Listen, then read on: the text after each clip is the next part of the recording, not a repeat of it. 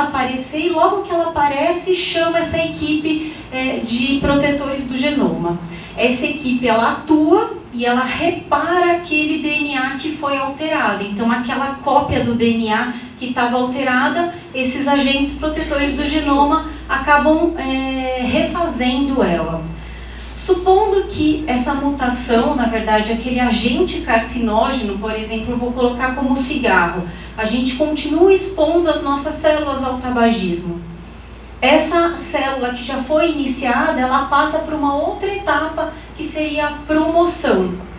Nessa situação, acontecem outras mutações, outros defeitos, e os nossos protetores do genoma, eles já não conseguem mais somente reparar essa mutação e a célula voltar à sua condição normal. Nesse momento, os agentes reparadores do nosso DNA, eles mandam a célula para a morte celular programada, que a gente chama de apoptose no termo médico. Então, quando os nossos protetores do genoma, eles não conseguem reparar totalmente, porque a quantidade de mutações é muito grande, de defeitos é muito grande, então começa a ter essa única saída seria a morte celular programada. Tá. Supondo que ainda eu continue fumando, né, eu estou ainda expondo as minhas células a esses agentes carcinógenos e vão continuar aparecendo novos defeitos. Com isso, aquelas células que já têm vários defeitos passam a ter mais defeitos. E os nossos protetores do genoma, né, como se fossem nossos controles de qualidade da nossa grande empresa, não dão mais conta de reparar os danos acontecidos pelos agentes carcinógenos. Então, nessa situação, as células com defeito começam a se replicar, a se dividir de forma indiscriminada. E aí sim que acontece o câncer que a gente diz, né? Então, aquelas células defeituosas começam a se dividir de maneira descontrolada, e aí que a gente consegue identificar o câncer do ponto de vista biológico, né? Então, a gente só consegue identificar o câncer quando ele já tem um monte de célulazinhas juntos e defeituosas, que é o que a gente consegue ver nos exames de imagem, por exemplo, nas tomografias, nos ultrassons. Quando o defeito está aqui nesse nível que a gente chama de nível celular, a gente ainda não consegue identificar nos nossos exames de imagem. Então, por isso que o câncer a gente só consegue ver quando a célula já está se dividindo há bastante tempo. Essa célula defeituosa já está se dividindo há bastante tempo. Bom, então isso é o que eu consigo entender do ponto de vista médico, né? Se eu tivesse na minha aula lá para os alunos do 4º ano da PUC, eu ia parar por aqui e ia falar quais seriam os agentes carcinógenos. Aqui não, aqui dá para a gente ir além. Bom, existem algumas maneiras também de adoecer que o André Luiz colocou. Primeiro, a gente tem uma maneira que seria de fora para dentro, que ele bem colocou como uma doença exógena.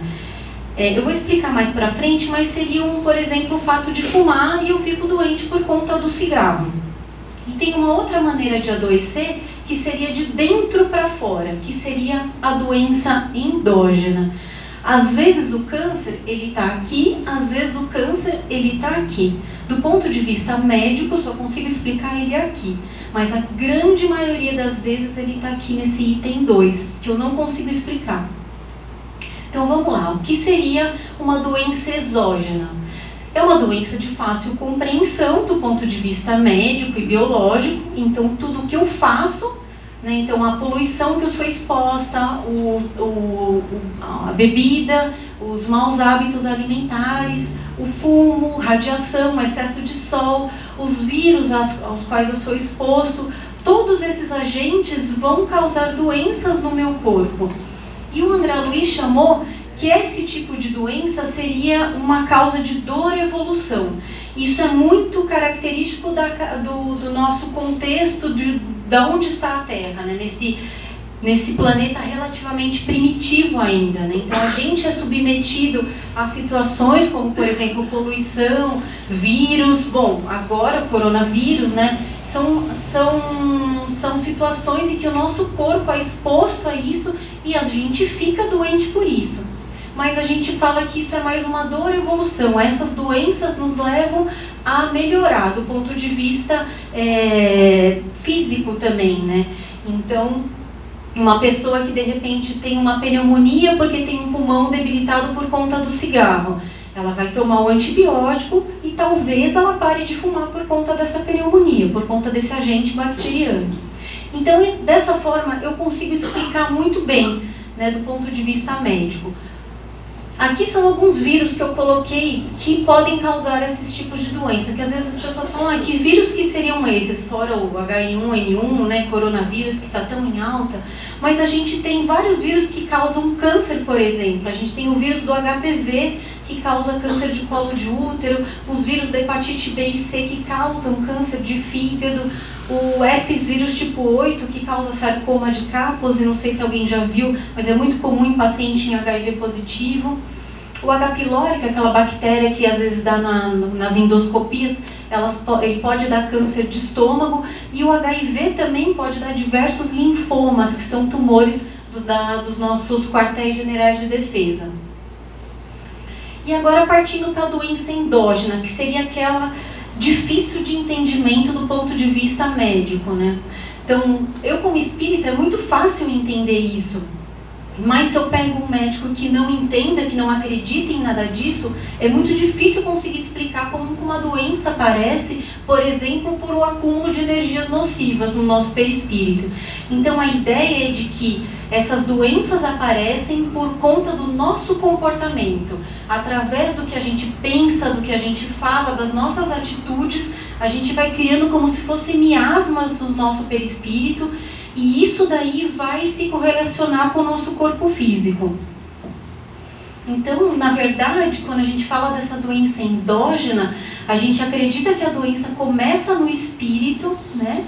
Ela é acalentada no perispírito de uma forma mais física e ela é manifestada no corpo físico. É como se o corpo físico expelisse tudo aquilo, né? De alguma forma, aqueles miasmas de pensamentos e atitudes ruins, eles têm que sair. E eles vão sair através dessas doenças. A gente está falando especialmente aqui do câncer, mas a gente pode incluir nessa lista de doenças que a medicina às vezes pouco consegue explicar as causas, as doenças psiquiátricas, as doenças autoimunes, por exemplo, que a gente muitas vezes trata as causas da doença, mas a gente não consegue saber. Na verdade, a gente trata as consequências, mas você não trata as causas.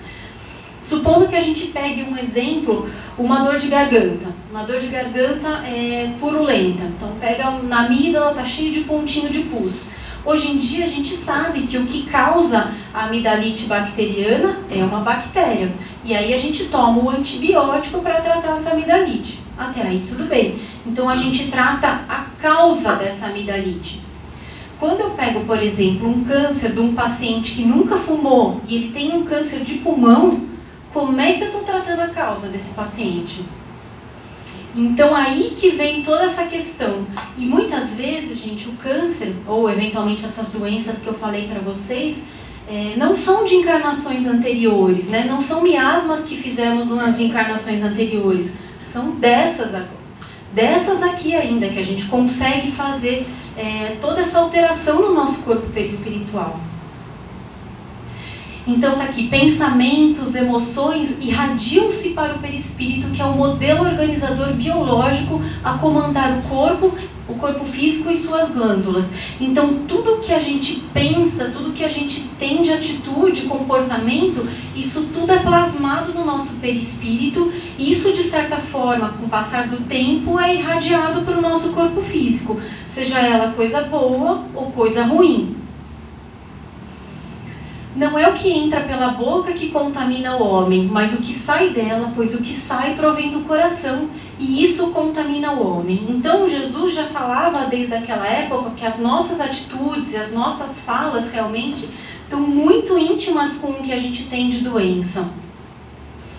O ódio, o rancor, a mágoa e a ira são tóxicos fulminantes no oxigênio da saúde mental e física. Consomem a energia vital e abrem espaços intercelulares para a distonia e a instalação de doenças. Essa é uma frase de um livro do Divaldo. Geralmente os livros de Divaldo são difíceis de ler, de entendimento, mas o que ele coloca aqui é que realmente todas esses nossos sentimentos que são comuns dessa nossa evolução espiritual nesse mundo de expiação e provas, são como se fossem venenos. A gente está tomando um veneninho todo dia. E aí a gente consegue explicar por que aparece esse câncer eventualmente num paciente que é super rígido, não fez nada, não comeu errado a vida inteira, sempre fez atividade física, nunca fumou, nunca bebeu, e de repente tem um câncer super agressivo. Então, aqueles sentimentos, né, o ódio, a ira e tudo mais, são agentes poluidores e responsáveis por distúrbios emocionais de grande porte. São eles os geradores de perturbações dos aparelhos respiratórios, digestivo e circulatório. Responsáveis por cânceres físicos, são as matrizes das desordens mentais e sociais que abalam a vida. Então, mais uma vez, gente, tudo que acontece no nosso corpo físico é a nossa responsabilidade. Mesmo quando a gente pega aquela história da dor de garganta, mesmo nas infecções virais e bacterianas, na verdade não é todo mundo que está sujeito, que passa, por exemplo, por perto de um vírus que vai desenvolver determinada doença, né? O que passa por uma bactéria vai desenvolver determinada doença. O vírus e a bactéria são um convite. Se aquela doença, se aquele vírus vai conseguir desenvolver uma doença no nosso corpo, também está relacionado conosco, com o nosso tipo de comportamento. Se nós formos pessoas que carregamos esse tipo de sentimento no nosso perispírito, com certeza basta um vírus bobo passar do nosso lado para a gente ficar de cama. O projeto de adoecer e curar no corpo físico é sanar os males do nosso espírito. Então, mais uma vez, a questão de que, além essa questão de que ficar doente não é só prejuízo, né, como explica a medicina. Na verdade, a gente tem muito mais a aprender com a doença do que a gente pode imaginar. Acreditamos ser um mal, mas na verdade toda doença é um veículo de solução. O nosso corpo físico funciona como um vaso divino, um carvão milagroso que acaba limpando o nosso perispírito. E aí o André Luiz chamou esse tipo de doença, né, como dor-expiação. Ou seja, no nosso planeta, com certeza, isso é o que mais acontece, né? Esse tipo de dor-expiação, a doença que causa dor-expiação. E aí a gente voltando àquela nossa tabelinha que eu expliquei bem do ponto de vista biológico, né, que a mutação no geral acontece, o defeito, né, acontece por agentes carcinógenos, tabagismo, etilismo, enfim. Aqui a gente pode colocar uma outra flecha maior dizendo que a mutação do ponto de vista biológico, ela vai acontecer também por conta de hábitos não saudáveis e sentimentos nocivos. É que isso não posso falar do ponto de vista médico, né? Sair falando numa faculdade de medicina de que sentimentos nocivos vão causar uma mutação nas nossas células. Mas, na verdade, todos esses miasmas perispirituais vão causar, sim, um defeito no nosso DNA, que vai repercutir na nossa célula, que vai causar toda a cascata de aparecimento do câncer. Então, realmente, aqui está a causa. E é aqui que a gente precisa atuar. E aí, olhando tudo isso, né, com uma outra visão, a gente consegue entender que o câncer nada mais é do que um grande aspirador. Aspirador dessas impurezas, né? Então, o câncer tem esse estigma de ser uma doença muito grave, né? Então, fala, nossa, a pessoa, às vezes, tem gente que nem fala câncer, porque parece que já tem, né? Então, fala aquela doença. Mas é porque ela tem essa... E se a gente conseguir mudar esse aspecto tão pejorativo do câncer para um negócio que vai nos livrar desse monte de coisa ruim que está lá incrustada no nosso perispírito, a coisa muda total de figura. É como se você tivesse uma grande oportunidade de melhorar todo o seu ponto de vista espiritual.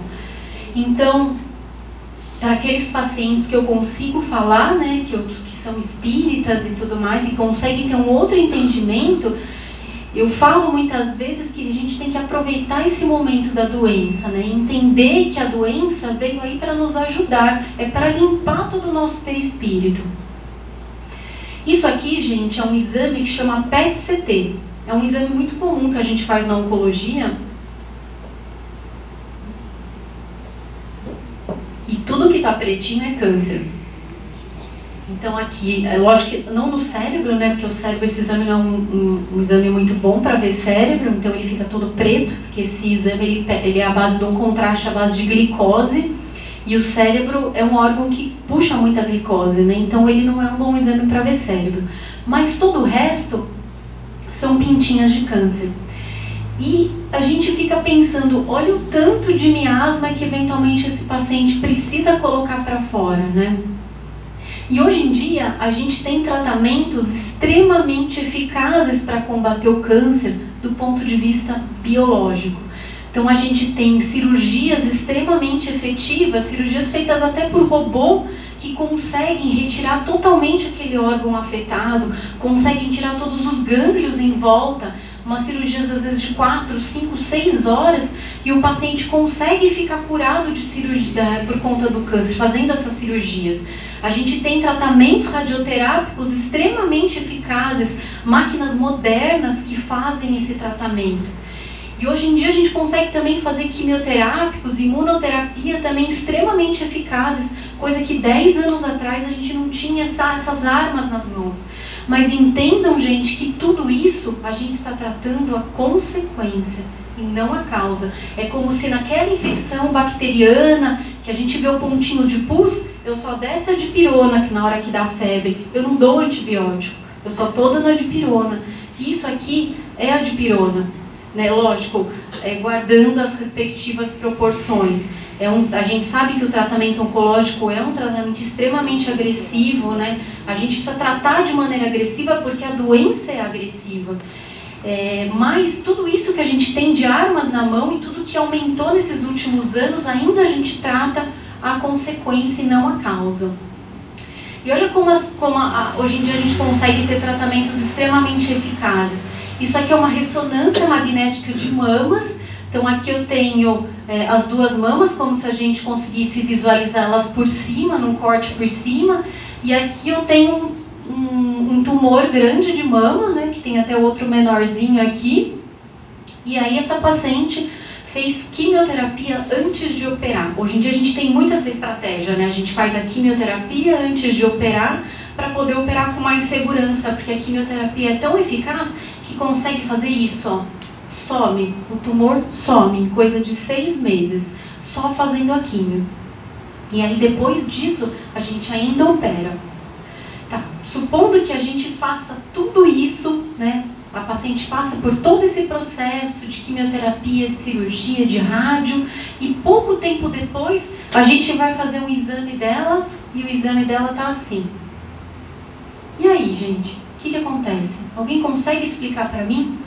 Porque do ponto de vista médico é difícil a gente conseguir explicar para o paciente por que o tumor dele, que era pequeno, ou eventualmente era até um tumor grande, mas que foi feito de tudo, né? Ela foi operada e foi considerada curada. E aí, às vezes, 6 meses, 8 meses depois, me aparece com um PET-CT dessa forma. Alguém consegue me explicar por que acontece isso? Do ponto de vista espiritual, a gente consegue explicar.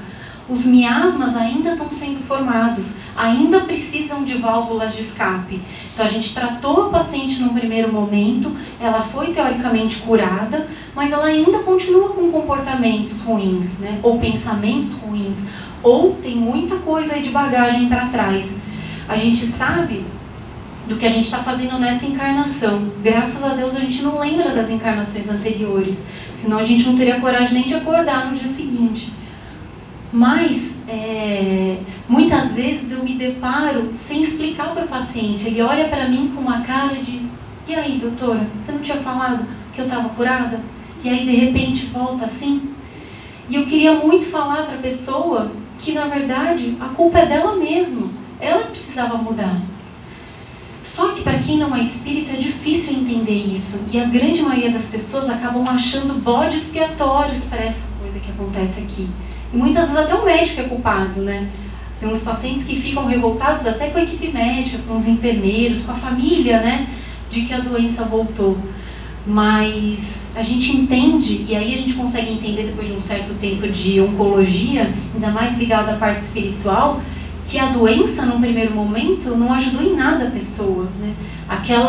Aquele trampolim espiritual que tanto a gente gostaria que a pessoa se utilizasse, ela não fez uso nenhum. Então ela repete, como se fosse na escola, né? Não passou de ano, vamos repetir. Enfim. E aí uma questão que às vezes alguém pode se perguntar. Se eventualmente a gente tem um câncer como se fosse um purificador do nosso perispírito, né? Por que então que a gente faz todos os esforços para curar esse paciente? Porque se a gente fosse pensar, até do ponto de vista mais ignorante, se o paciente precisa passar por aquilo, né? Se a pessoa precisa passar por aquilo, por que a gente vai curar ele, né? Porque a gente vai tentar fazer de tudo para curá-lo. E a gente sabe que Deus atua nas criaturas através das próprias criaturas. Eu não sei até quando precisa ir o sofrimento daquela pessoa. Então, realmente, eu vou fazer de tudo para ela ficar curada. Se ela tiver o merecimento ou não, só o tempo vai dizer. Então, às vezes alguém fica se perguntando, né? Tá bom, então se ela teria que ter o câncer, então deixa ela falecer do câncer, deixa ela desencarnar por conta do câncer. Não, a gente não sabe qual que é o destino de cada um, qual que é a história de cada um. Então temos sim que fazer tudo que tiver ao nosso alcance. Por isso vamos fazer cirurgias robóticas, radioterapias conformacionais e quimioterapias caríssimas, que é o que a gente tem hoje em dia, para o paciente curar sempre que possível. Bom, tudo bem, ficamos doentes, estamos lá com o diagnóstico de câncer, e aí, o que a gente pode fazer depois que a gente adoeceu? A primeira é entender todo esse processo, né? Entender que a doença não está lá à toa e que a gente precisa desse processo para algum aprendizado. Lembrar que as posições de vítima e de revolta não ajudam em nada, só afastam as pessoas. E depois eu vou dar exemplos de pacientes mais para frente e vocês vão entender mais. Então, esse tipo de comportamento é abominável. Ter uma postura de resignação. E aí eu não estou falando uma apologia à dor, né? De que, meu Deus, estou com câncer, então vamos lá sentir toda a dor que tiver. Não, não é isso. É entender que a doença tem um objetivo e que você vai ter que passar por essa prova e que você passe da melhor maneira possível, porque recursos materiais a gente tem, do ponto de vista da medicina a gente tem. E lembrar de viver o momento do aprendizado. Eu falo que o que é mais gratificante de ser oncologista é muitas vezes participar desse momento do aprendizado dos pacientes. Então, aqueles que aproveitam esse momento do câncer para conseguir enxergar a vida de outra forma, é tão gratificante. Eu já tive diversos pacientes que falaram que começaram a ver a vida de forma mais colorida depois do câncer. Fala, não é possível, a pessoa enlouqueceu. Mas não, é muito verdade. E isso é o que eu gostaria que todos falassem para mim. Porque quando você tem uma doença que faz você olhar de cara para a morte, por mais que a doença seja inicial, porque a só a palavra câncer já parece que abre um chão no seu pé, a pessoa começa a identificar o que realmente dá valor à vida, né? O que realmente faz a diferença na nossa vida. Isso é o que nós, hoje em dia, que não temos câncer, deveríamos já saber. E para mim, que convivo com isso, apesar de eu nunca ter tido câncer, pelo menos até agora, eu consigo entender isso sem precisar viver o câncer. Por isso é a magia de fazer a oncologia. Que muitas vezes as pessoas perguntam, nossa, você é oncologista, que triste. Triste nada, é a coisa mais gratificante que existe. Bom, é lógico que a gente vai tentar o processo de cura. Então, se o paciente está fumando, vamos parar de fumar. Se o paciente está bebendo, vamos parar de beber. Se está comendo mal, vamos comer direitinho. Vamos tentar ajudar no processo de cura também. Também não adianta eu tentar mudar a minha parte espiritual e continuar fumando, continuar bebendo. Eu também preciso ajudar o meu corpo físico, né? Participar também de todo o tratamento do ponto de vista médico. Então, se tem que tomar antibiótico, vamos tomar. Se tem que tomar quimioterapia, vamos tomar. Existem muitos pacientes que falam assim, que então eu não vou fazer mais quimioterapia, eu vou só rezar. Não, também não adianta, né? A gente sabe que os espíritos de luz, eles falam pra gente que o processo de cura aqui na Terra precisa da parte médica. A gente precisa se utilizar do que tem aqui na Terra. E também com a cura espiritual, que daí isso já é uma questão de cada um. E tem duas coisas extremamente importantes do ponto de vista espiritual que nos ajudam nessa cura. Primeiro é o perdão. O perdão é algo que muda o nosso psiquismo da nossa aura, assim, muda a cor da aura no mesmo momento. É como se você mudasse de sintonia imediatamente. E perdoar tudo, né? Na verdade, a sensação de perdão é algo muito bom. Então, tudo aquilo que você tem de angústia, de mágoa, procure se perdoar. Procure ir atrás das pessoas que você quer que te perdoem. Engraçado é que muitas coisas que eu acabo vivendo, que acompanho muitos pacientes que às vezes vão morrer, né? Eu acompanho eles até o momento da morte. E muitos, no momento da morte, quando às vezes estão internados ou em casa, o que eles querem, antes de partir, é chamar aquele colega que ele brigou há muito tempo atrás, né? Chamar aquele parente que teve uma desavença há muitos anos atrás, ou às vezes aquele filho que não deu abraço ao longo dos anos todos de vida. Então, isso aqui faz toda a diferença. Mas não perdoar só na beira do leito da morte, é desde já. Então, perdão é terapêutico. Pessoas que não perdoam adoecem com mais facilidade. A mágoa crônica leva à depressão e a desequilíbrios psíquicos. Isso agora é chover no molhado, né? Então, lembrar que realmente tudo depende da nossa sintonia. Uma outra coisa extremamente importante, além do perdão, é a gratidão. Gratidão por tudo aquilo que temos. Aí você vai falar assim, mas gratidão por ter um câncer? Gratidão por ter um câncer, por poder passar por esse momento de aprendizado, por poder ter a experiência de limpar o meu perispírito, aproveitar esse momento. Uma vez eu fui assistir uma palestra de uma colega geriatra, que a mãe dela passou por uma doença degenerativa, um Alzheimer, né? E a mãe dela precisava de cuidados para tudo, cuidados para dar banho, trocar, dar comida. E a mãe dela era uma pessoa que ela dizia que era uma delícia de cuidar. Então imagine que era uma pessoa, uma senhora, né, de cadeira de rodas e que precisava de tudo, de ajuda, mas que na hora que, por exemplo, que essa colega geriatra estava vestindo a mãe ia lá e dava um beijo nela. Na hora que, sei lá, a filha estava dando comida para a mãe ia lá e falava, filha, quero te dar um abraço. Ia lá e dava um abraço nela. Mas sabe essa questão de vontade de estar perto, né? Isso a gente vê muito com alguns pacientes, né? Mesmo morrendo, o que tem de gente em volta, querendo estar junto, né? Em compensação, tem outros que morrem sozinhos. Isso é muito triste. E como oncologista, eu vejo que a gente morre do jeito que a gente vive. Então, se a gente vive cercado de pessoas queridas, cercado de alegria, cercado de perdão, é isso que a gente vai ter no momento da nossa despedida, né? No momento da gente passar por outro lado. Se nós somos amargurados, rancorosos, né? Brigamos com todo mundo, quando você se vê lá no momento da despedida, você vai olhar para o lado e não vai ter ninguém. E, gente, é verdade, eu cansei de ver gente morrendo sozinha.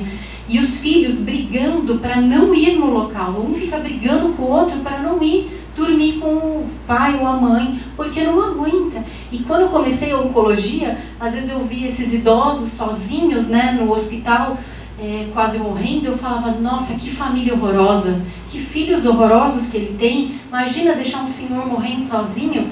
E aí depois, com o passar do tempo, você vai tendo outro entendimento. Você vai entendendo que na verdade aquele senhor está sozinho porque a vida inteira ele espantou todo mundo. E na hora de morrer, é assim também, gente. Não tem jeito, tá bom? Então, sermos gratos a tudo. Gratos em tudo mesmo. Olhar sempre a xícara meio cheia. Por mais que você fale, não é possível que isso é uma coisa boa. Pode ter certeza que é uma coisa boa. A gente só não viu ainda a parte boa daquela situação. Então, mais uma vez, energias boas atrai bons espíritos, traz saúde e equilíbrio, abre as portas do bem e do amor. Energias ruins atraem maus espíritos, traz doença e desequilíbrio, abre as portas do mal e do ódio.